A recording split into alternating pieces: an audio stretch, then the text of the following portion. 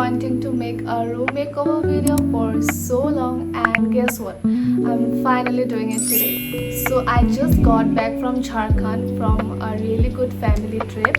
So now I'm back home and super excited. I have been so busy lately that I couldn't shoot anything, but today I decided no more excuses. So we are doing a little room makeover.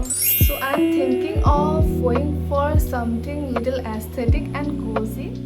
I'm still a little confused about the exact ideas for my room, but that's the fun part, right? And hopefully make this room a little warm and aesthetic. So I don't have any specific color theme. I love multiple colors and I want my room to feel a little fun, bright and a little cozy. I have been saving so many ideas on Pinterest. So come along with me. Let's get started with the room makeover. And if you love cozy and colorful room transformation, hit like and subscribe button so you don't miss the final review.